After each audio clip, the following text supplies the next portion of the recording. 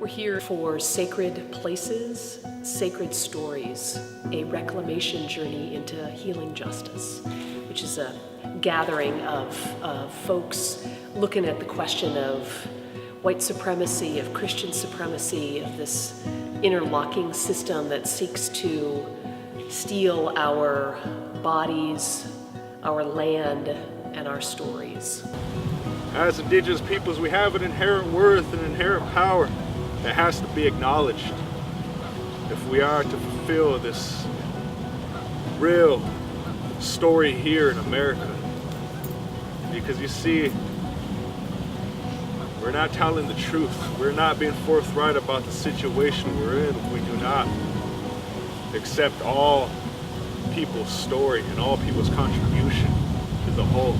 I took the time out to share a story of Jamar Clark, who was an unarmed African-American man who was murdered by the police here in 2015 in the 4th Precinct occupation that ensued thereafter, and talking about how this system that is in place has come in and literally is stealing our bodies by killing our children, killing our loved ones, killing our fathers, our sons, our brothers, our moms, our aunties, our grandmas, and bringing their stories to a space and place where folks can be present with that loss, can be present with that trauma, and also can begin to unpack the ways in which the system has infiltrated their lives and what we can do about it moving forward.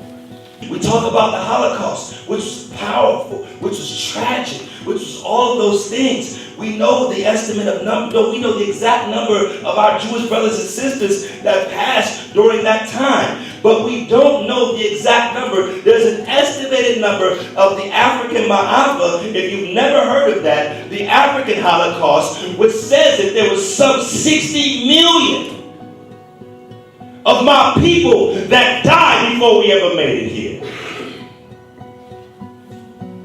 60 million of disposable black bodies. And yet still here we are. As a member of the Native community, I value people's stories. We come from a storied oral tradition, and I believe that personal narrative is the most transformational vehicle to make changes in people's individual lives as well as in a broader societal sense. I know this firsthand. The backlash is that these are just people who are trying to rewrite history. And what we experience today on the shores of Bede-Makaska is not Indigenous people trying to rewrite history, but Indigenous people trying to reclaim history and restore the true narrative and history. The collaboration between Black Lives Matter Minneapolis and Healing Minnesota Stories and the Kaleo Center for Faith, Justice, and Social Transformation, and the Minnesota Interfaith Power Light and the Center for Sustainable Justice.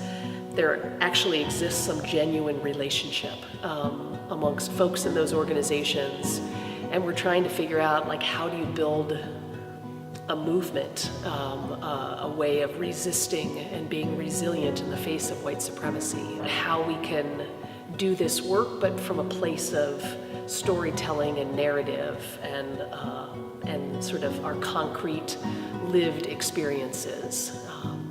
Yeah, it's been an amazing experience.